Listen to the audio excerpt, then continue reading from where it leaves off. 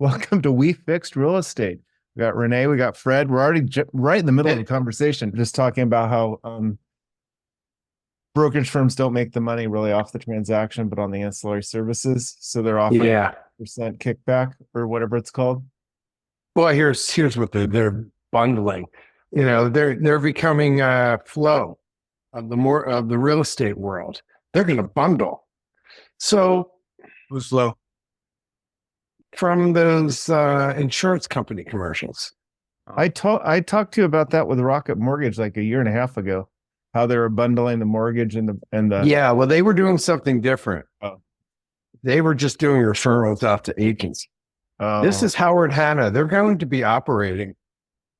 It basically says, and we can link to Wendy's TikTok about this too. They're basically saying, look, you'll use us for your real estate buyer transaction and your mortgage. We'll give you 0.25% of the commission back, however they're going to phrase it. So what they're saying is if you use us to do your real estate transaction and the mortgage, we'll give you, a few bucks off, whatever. Mm-hmm. Now, here's the question that they don't answer and nobody asks. Hey, Howard Hanna Mortgage, how much of a profit do you make on a loan? And they're going to tell you, because if they tell you, they're going to tell you probably, let's say 1.5% of the loan amount. Okay. Mm-hmm. So if you're buying a house for $1 million, borrowing $500,000, well, let's make the math easy. So they're making $1,500 that way. And as a broker, what are they charging you? They don't really say what the whole total amount, but let's say it's 2.25. Let's say it's 2%. They discounted it all to 2%. So that's 20 grand. Okay. Mm-hmm. But what mortgage rate are they giving you? They're giving you the one everybody gets the same wholesale rates every day and they just mark them up. So, their rates are going to be more expensive than another company that charges less because they're making less, or like us where you charge a flat fee. This is all like seriously easy logic. Mm-hmm. And then, with the mortgage, it's just numbers. With the real estate, it's who are they giving you to be their agent? Is it a broker, someone who has a lot of experience, or somebody brand new?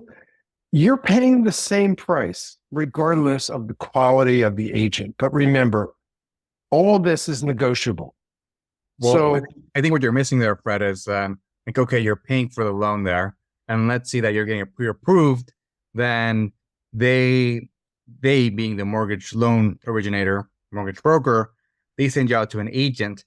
When that mortgage broker sends you to an agent, the agent then sometimes pays a referral fee, which is illegal, right? But it's still done. Yeah, but Howard Hanna is taking this in as a company. I'm sure they'll have an NMLS licensed mortgage person, and it might be the same as the agent. That's possible. We are. Yeah. So, okay, fine. It's legal, right? Well, yeah. The problem is that nobody tells a consumer that there is this fee, this referral fee being paid out for. So there was no real reason. There was no real reason. Yeah, I haven't gotten to the punchline. The punchline is the Real Estate Settlement Protection Act, RESPA. Read it. Basically, it says you can't do what they're doing. You can't bundle like this. What's happening is the same thing that when you go to a new construction site and they say, if you use our mortgage company, we'll give you 10 grand worth of options. According to RESPA, that's illegal. You're enticing someone to use your mortgage company when they should have the choice of the 50 billion people you could go to for a loan and shop the different rates. They're locking you in. So the Justice Department, I don't know, has too much to do. They can't go after these people. I mean, this is something you think Howard Hanna's a big company that has lawyers. So I'm thinking, I haven't read their contracts. I have no idea what their thought process is, but it hits me in the face and it says RESPA. So we shall see. And let's just go right into what's going to happen on August, what is it? Let's wait. 19th, 17. I want to go into that, but I want to just put a bookmark or bookend on this. So the idea though is that the perception to the client or to the person buying a home is that they're saving money in this bundle, but there's hidden fees and hidden manipulations going on behind the scenes where the profit's still there and there's no transparency between what they're actually paying. Is that for the mortgage side? It's going to be hard unless you compare rates on the same exact day at the same exact time. Mm-hmm. So you could go say the rate's 7%, and with how many points and what that's the rack rate, and they tell and all that kind of stuff, right? But we don't know. You got to know what the fees are too. They might have some $2,000 processing fee and $15 million underwriting fee. I don't know. I don't know what they have, but that's what you should be out there comparing it and making sure you're getting an advocate. Who's just worried about you and getting, making sure you get the right approval and not just here's our price and take it or leave it. So Fred, I guess a question for you here is, so let's say I reach out for you and I want your approval and I want to see if you're going to give me the best rate and all the fees, will you give me and I'm old school. I like to know what I'm dealing with 5 companies. Will you give me real simple, what my rate is, what fees I'm paying? Real simple. Arrivva.com/rates. Put in your scenario. It'll give you live rates and you can click a button and it'll keep updating the rates when they change. Oh, sure. The rates for sure. But what about the fees? We talked a lot about fees. They're on there. They're on there too. The lender fees. Awesome. And you subscribe and get a rate notifications. Exactly. We don't care. You know what? Even if you're not in one of our licensed states, if it works somehow, I think it might be restricted, just to kind of see what's going on in the market. We could care less. Just sign up. So coming to a state near you soon. There you go. Okay. August 17th. I've been waiting for it. I know we slacked each other a few days ago and he kind of gave me a preview on what's coming down. Here's what's going to happen. There's going to be like World War III with 50 different armies fighting each other and confusing the hell out of everybody, because let's just take our California.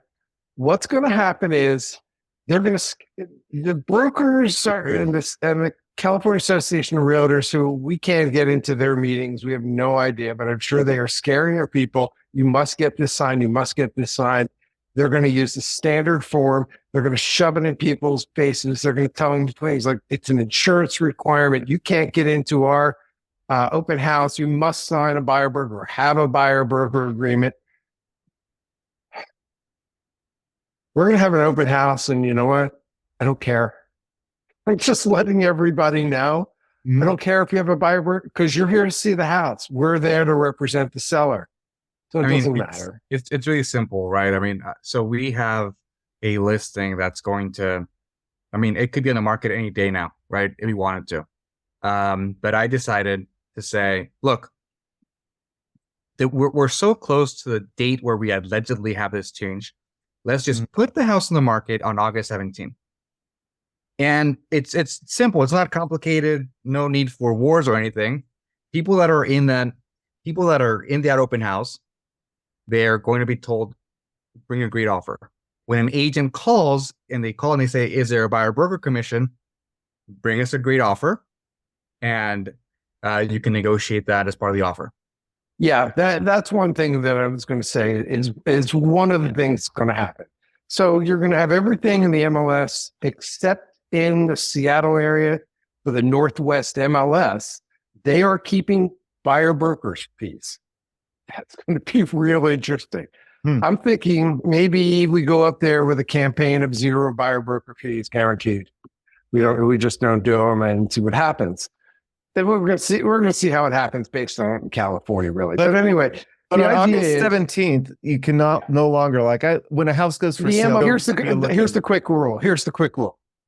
On August 17th, the multiple listing service is not going to have any ability except for that Northwest MLS to put a buyer broker commission that the seller is offering to pay a buyer broker. Just can't happen.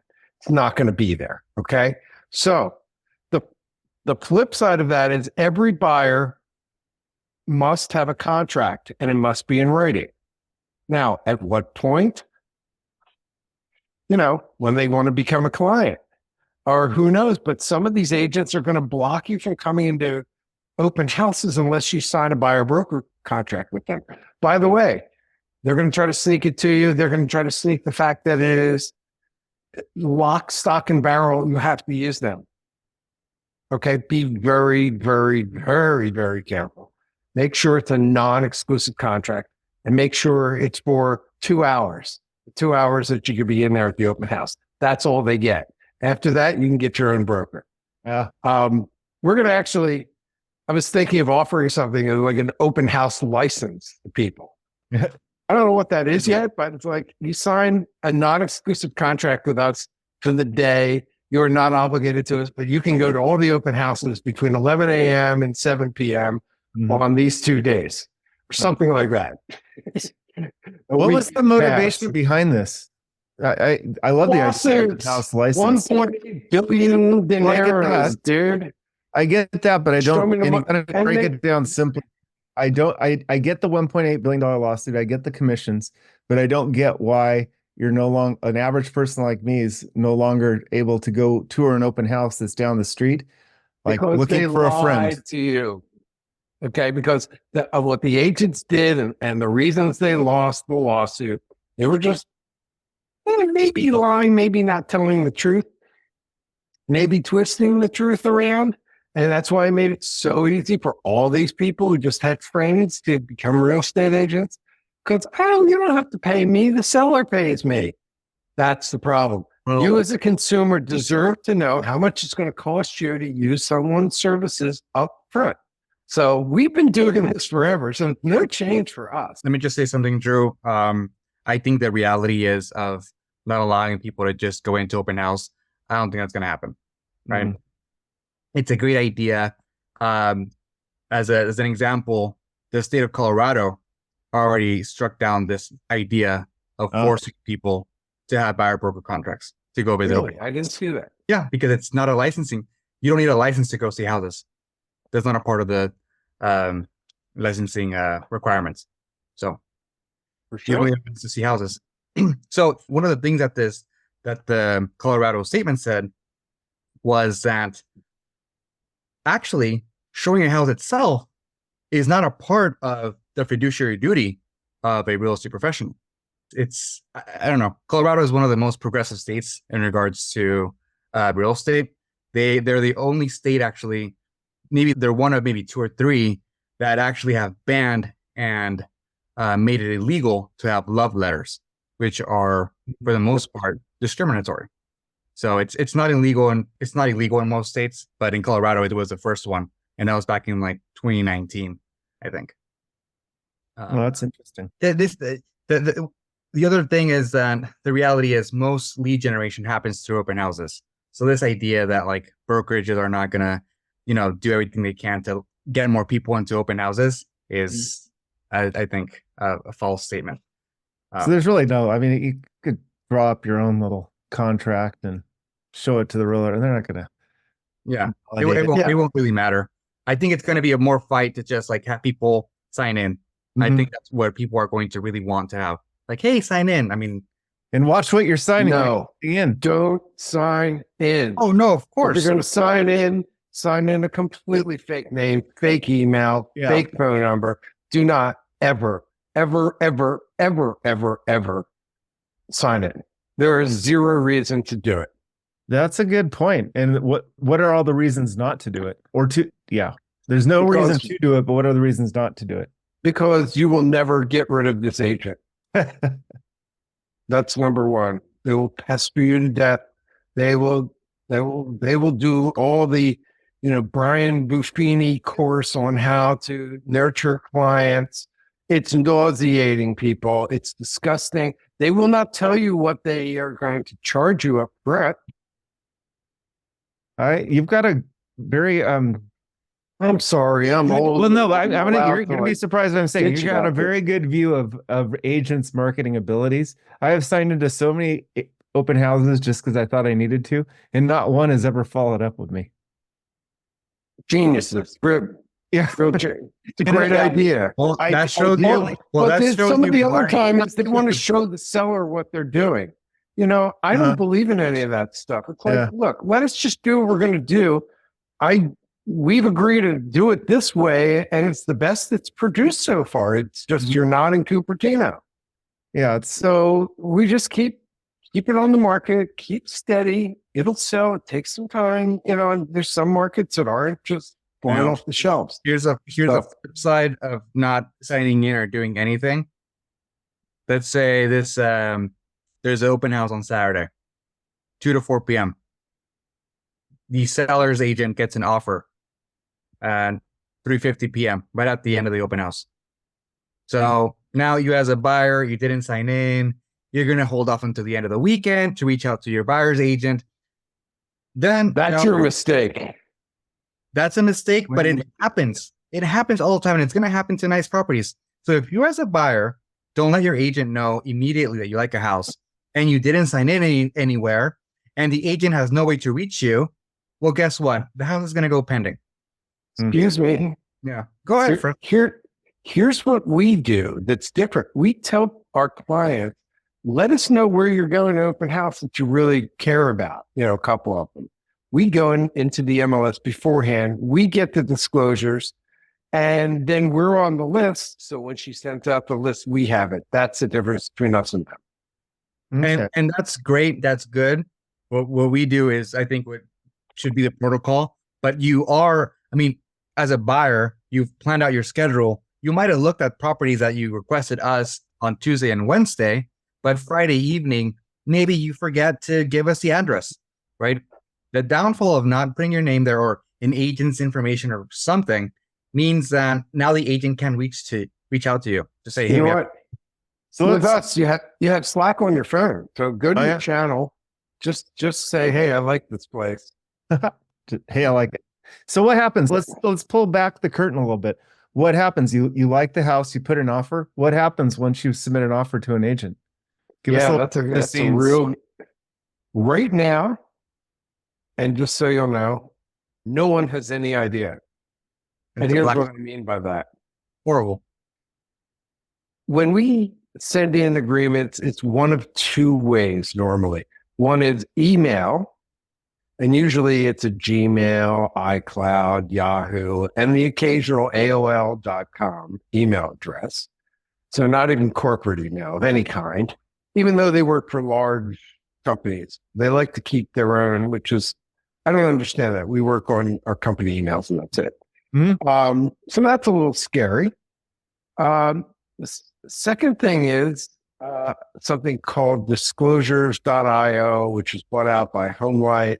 It's a system where you upload your documents and you put in a few pieces of information about the contract. And then that goes to the agent because they get them right away. So the two things in common of those two methods is the contracts go to the listing agent. From there, your guess is as good as mine. Let me tell you the reality. Most contracts, they're going to be fair. Listing agent's going to go to the seller. Here's all the stuff and compare them and do a good job. But there's the occasional situations where they see an offer come in at a certain price and they just have someone in their office who they know has a buyer for this house who submitted an offer a little lower. They contact them and say, get me this better offer. This is how much you have to beat the offer by, and it's yours. We don't know if that happens or it doesn't happen. There is absolutely 100% no way of telling. But it Scares the hell out of you, doesn't it? Yeah, no, it's a scary feeling, and I'll put, I think, the scenarios in two different branches. On one side of things, if you submitted an offer with the best terms possible, meaning a 7-day closing, cash, no contingency, $200K above list, odds are we're going to get a phone call 1-2 hours afterwards and say, hey, look, we like the offer. We're going to get it under contract because you made a great offer. If we don't hear for 6 hours, they're shopping your deal and apart from us not knowing what it is, it's just more logical to understand that they're either shopping your deal or people work 9 to 5 and they have a set time where they're going to speak to the person. Even if they have the offer deadline at noon, the agents are waiting for other people who maybe submitted contracts late, which might be sneaky, as Fred just said right now, where they're like whispering into other people's ears, asking for a higher number. It might just be that people are earlier in the day said like, hey, I can't submit it at 12. Can I submit it at 2? And that's fine. Right. So usually agents and sellers have a time to meet 6, 7 p.m. after work. You get the husband and the wife together, and whoever family member is gonna, kind of be there as a third party to communicate, should we accept this or should we not communicate? That's the other thing. Sometimes it's a divorcee couple who don't want to talk to each other, and you have to talk to one person at 6 and the other party at 7. Sometimes they're out of the country, overseas. So there are things that happen like last minute. I mean, like right now, right? We set up this video call and I have to leave to Oakland, right? So things happen. Those dates can change. As buyers, agents making offers, it's hard for us to go and check in and say, hey, how's it going? Yeah, we're going to get something back. Because the moment that we ask for feedback about our offer, we're asking to be countered. Or if we're asking to be a counter, you put me in the position to hurt you as a buyer, because then I'm saying that I'm antsy, that I want to know more, that I will be willing to go higher.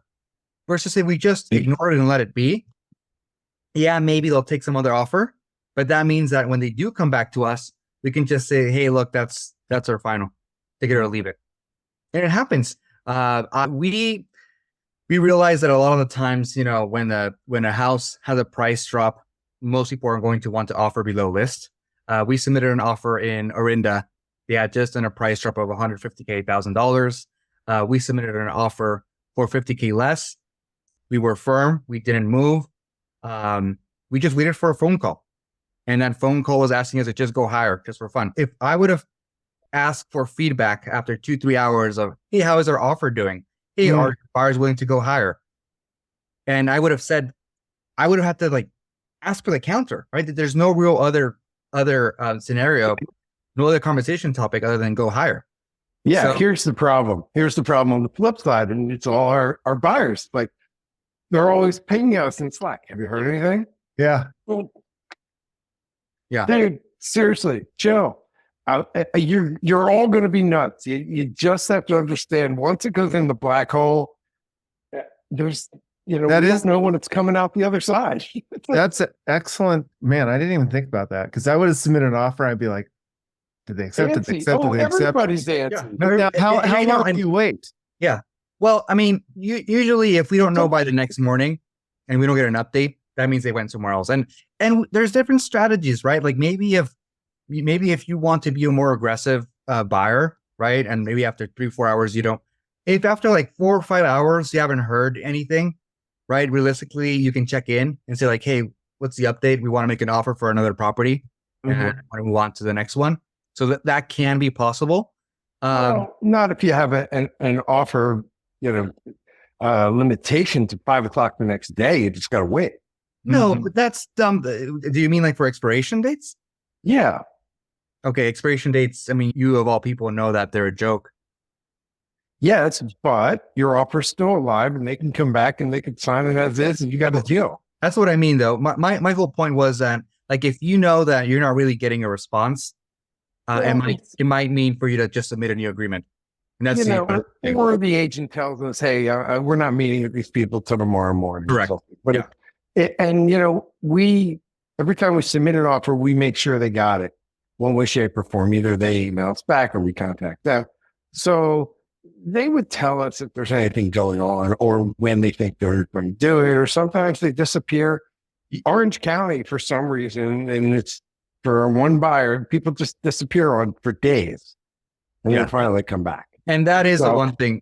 That is the one thing to mention, right? Like sometimes once we get a confirmation of offer, some agents are going to be more professional and tell us like, "Hey, we're meeting with sellers at 6 or 7." Then we have a kind of an idea of where we're they'll at. say that they're going to present all the offers on this day. Correct. So you get some sort of expectation so you can manage the buyer's expectations. Sometimes. Yeah. And then Sometimes, sometimes, they can say we're meeting at 5, and then 6 rolls around, and it just, and they might go back and say, oh, hey, actually, sorry, I couldn't meet with them today. We're going to meet up tomorrow morning. So that can always change, right? So that's the hard part with setting expectations. So believe us, we use a common email, common phone, and that's what makes it work for us. So, one of us is on there. Me, René, Jen, if it's something we know and it's important, we let you know. So, don't fret, kids. Yeah. I learned a couple new things myself during this conversation. There was one other thing we were talking about earlier before the show about the decline in the whole Screen Actor Guild strike and the whole like slow up of of TV productions and script Everything. Yeah. production locate. And I have a friend that really was heavy in that production company scene, and he would manage all the shoots across all these Hollywood mansions and stuff, and his business is completely dried up, but it's now having a ripple effect into real estate from what I understand. Yeah, because what's kind of happening is that the studios are getting wise, and they need to, production companies, they need to go cheaper. And the only way is to go to Vancouver and all the other places. They're getting credits. They can tell their actors and actresses, look, they're going to have to go live in wherever if you want to earn this kind of money. It's just the way it is. So what's happening, there's no need to be in LA. So let's say an actor who lives there 6 months a year, hires a couple of people, puts enough money into, the world there, they're gone. And so and they're not going to Universal or whatever to film something. I don't know. Is a show in Universal still? Anyway, those days are kind of gone, and the deals aren't kind of being met. And I think our video is getting slower and slower, and there's just going to be less and less and bigger, more expensive product until they can deal with the AI situation. And, it's just a mess. So everybody who's in the industry is hurting. Everybody, camera people, makeup, you name it, all the way down. They live in Los Angeles. Guess what? They can't afford it. They can't pay their mortgages, et cetera, et cetera. So, depending on where they are, what they have, they're going to either make money or whatever. I don't know. Everybody's context is different. But there's also a boom in certain cities, like they're building movie studios and they're trying to recruit all this filming talent. Exactly. So go swing left to right, but I'm sure the state is going to come in and do something because this can't go on. No. So the good news is that bring more inventory does, doesn't help prices, but it just all depends. Our listing in Valley Village gets nice traffic on the weekends. And the whole area is on Redfin, just a little bit to the right of being a seller's market. It's not crazy. You just have, people are looking for the right house and taking their time and looking at it 3 times, which is fine. It's called a normal market. We're so used to things flying off the shelves, but they're places, and that's an example. It's to extremes. Like it's got to be this at the top or at the bottom. All this vacillation. You can't have actual just normal. Normal. Exactly. The new extreme. You don't see normal often. Yeah, normal doesn't exist anymore. No more normal. Anyway, by the way, let's do the commercial to Once Upon a Coconut. Oh yeah. Thank you for your watermelon. No, they didn't send any yet, but this is premium coconut water with watermelon. It's delicious, no sugar added. Like, look at these ingredients. Like nothing in it. Available on Amazon. I might as well put up an Amazon. You might as well. Affiliate link coming. Good stuff. Good stuff. Only in 10-ounce cans. And Fred's not selling homes, he's selling coconut water. Everybody's got a side hustle, right? Oh yeah. Well, on that note, California it's been the latest episode of We Fixed Real Estate.